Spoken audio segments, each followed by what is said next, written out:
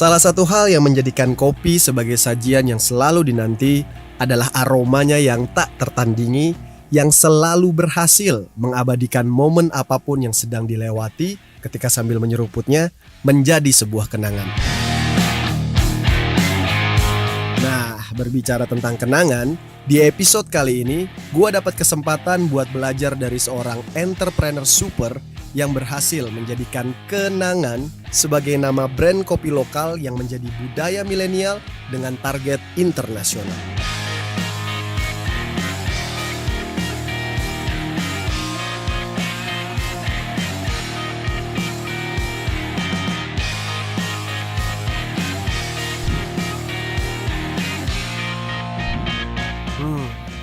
Pertama kali nyeruput kopi susu ini, gue jadi makin penasaran gimana caranya kopi kenangan bisa menciptakan cita rasa yang memang enak yang menjadi sebuah tren di masyarakat.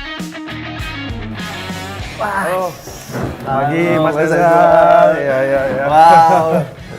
Wah Mas, I've been anticipating this interview for a while. Wah, thank you, makasih Mas. Saya makasih atas waktunya lah.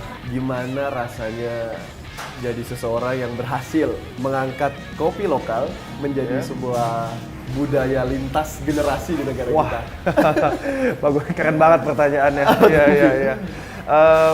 Mungkin gue bisa bilang, gue paranoid kali ya. Karena kenapa gue merasa ada beban tanggung jawab lu jadi besar sekali ya gitu. Jadi kita meskipun udah sampai hari ini kita tuh merasa ini tuh belum masih nothing gitu, karena kan visinya kita itu kan sampai ke seluruh penjuru dunia gitu ya, sampai ke seluruh penjuru Asia Tenggara. Jadi makanya ini sih sebenarnya belum apa-apa ya buat kita. Kita percaya kalau udah sukses itu jangan complacent, because complacency itu breeds failure ya. Karena kita udah nyaman, kita udah tenang, akhirnya itu yang biasanya menjadi kegagalannya kita gitu. Makanya kita di sini tetap paranoid, tetap humble, supaya kita bisa selalu melihat ke atas dan kita melihat visinya kita tuh masih jauh sekali gitu. Wow, stay foolish, stay hungry ya Mas ya? Iya, stay foolish, stay hungry, bener banget. Oke, berarti Mas Edward ini adalah orang yang emang passionate dan curious sama kopi, atau basically orang yang suka memulai dan membangun sebuah bisnis? Mungkin gue lebih ke arah suka membangun sebuah bisnis sih ya. Dan kebetulan waktu itu tuh jujur aja gue awalnya tuh nggak ngerti apa-apa tentang kopi. Gue cuma sekolah satu weekend kopi, akhirnya gue bikin kopi kenangan gitu awalnya ya. Jadi gue percaya bahwa seorang businessman itu jack of all trade, master of money gitu. Jadi makanya gue nggak perlu ngerti semuanya. Gue juga ada bisnis teh dan gue juga nggak ngerti teh, tapi gue ambil partner atau pegawai yang memang mengerti gitu tentang kopi atau teh. Dan gue emang dari awal tuh suka banget membangun sesuatu dari awal, dari sebuah kedai kopi kecil yang cuma 10 meter persegi di kantor Menara Standar Chartered. Habis itu gue bangun sampai ada 85 gerai hari ini. Itu sesuatu yang sangat membahagiakan lah, senang banget rasanya membangun sesuatu dari kecil sampai gede. 85 gerai sekarang, itu tersebar di berapa kota di Indonesia Mas? 8 kota. 8 kota ya? Masih punya target lagi nanti? Target kita 150 tahun ini dan 1000 tahun depan, 500 tahun depan.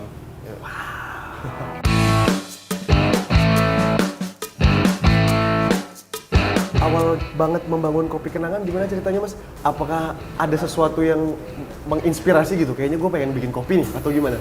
Oke, jadi waktu itu awalnya itu gue selalu ngerasa bahwa kan gue minum kopi ya tiap hari. Nah, tapi kopinya itu antara ya kopi saset yang 1.000-2.000 atau kalau enggak kopi yang 40 ribuan gitu, atau 35 ribu lah gitu.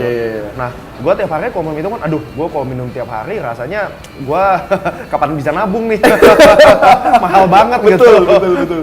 Makanya abis itu pas itu gue lihat ada kopi susu berjamuran gitu. Nah, tapi berjamurannya tuh aneh.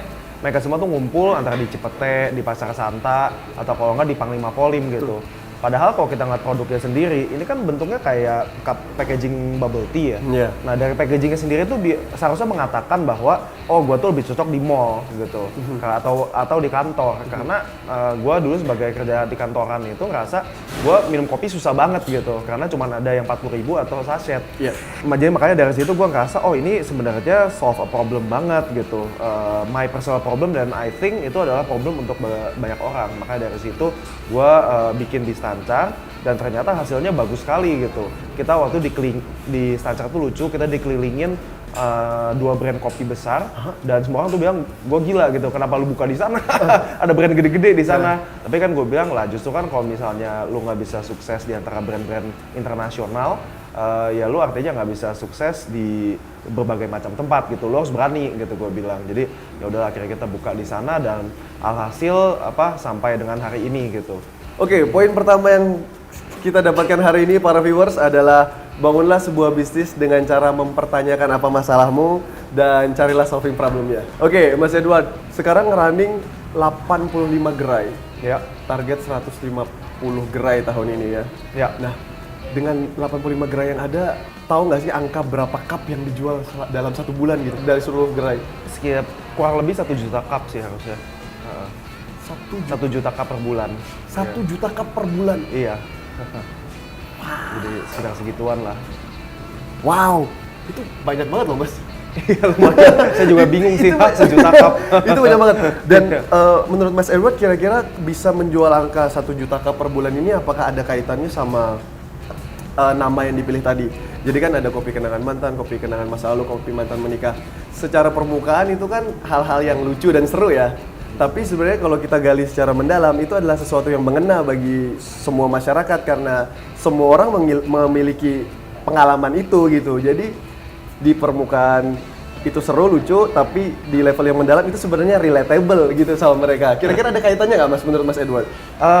Sebenarnya sih nama atau branding itu hanya bisa membuat orang mencoba ya, tapi itu nggak membuat orang kembali lagi gitu. Gua rasa yang membuat kembali lagi itu adalah value-nya ya. Value-nya dalam artian untuk harga 18.000 ini sesuatu yang gue bisa minum tiap hari gitu, sesuatu yang cukup murah. Belum lagi kesentuhannya Americano-nya itu 15.000, jadi orang definitely bisa minum setiap hari gitu kalau mau memang kebiasaan ngopi tiap hari. Jadi nama itu dan branding hanya bisa membuat orang mencoba sekali, tapi itu all comes back to value ya. Poin kedua geng, riset. Saya ada baca sebuah interview tentang Mas Edward. Mas Edward mengatakan di interview itu quote unquote kurang lebih di awal-awal marketing kita ini hampir nol, tidak ada budget sama sekali, jadi benar-benar lewat quality saja, and words of mouth adalah senjata yang paling ampuh dalam memarketingkan, itu kata Mas Edward. Itu adalah fakta yang saya suka banget nih Mas, karena image dari sebuah brand itu memang sebaiknya kan muncul dari dalam keluar, dari inti menjadi kesan di permukaan, ya kan?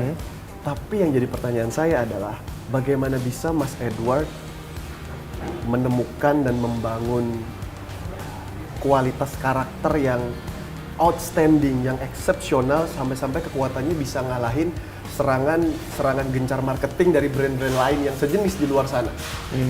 Oke. Jadi emang awalnya itu kenapa kita marketing budgetnya nol itu juga karena brandingnya itu lucu untuk orang post gitu ya, mungkin awalnya. Banyak banget orang suka post, oh kopinya kayak mantan gua ya, manis di depan, pahit di belakang gitu. Jadi banyak banget posting kreatif dari konsumer kita gitu. Jadi itu satu. Lalu kedua, meskipun ada banyak banget kopi susu ya sekarang, mungkin ada 20 lebih kali ya brand kopi susu. Iya, Itu pun yang saya tahu gitu ya. Tapi tetap nggak ada satupun kopi susu yang menggunakan mesin kopi seperti kita gitu ya. Kita menggunakan mesin kopi La Marzocco atau Victoria Arduino gitu ya. Awal kita buka sih kita pakai mesin kopi yang paling murah karena kan nggak ada pendanaan ya. Cuma sekarang kita hanya pakai mesin kopi Victoria Arduino atau La Marzocco. Kenapa begitu? Karena kita kan percaya kalau kualitasnya bagus orang kan kembali lagi. Kalau misalnya kualitasnya jelek kita mau marketingin sampai pakai K-pop artis juga sama aja bohong gitu, orang nggak akan coba lagi gitu. Jadi makanya kita fokusnya pada pembelian mesin dan pembelian kopi yang baik dan benar gitu. Mesin kopinya sendiri sayang sekali nggak dari Indonesia karena kayaknya untuk mesin espresso tetap ya paling bagus dari negara asalnya dari Italia gitu. Jadi kita mesin kopi Italia tapi biji kopi lokal. Selama ada hasil stres tersebut, gua rasa semuanya tuh jadi oke ya, karena stress is part of the journey gitu, nggak usah dipusingin gitu, just chill, drink kopi kenangan, and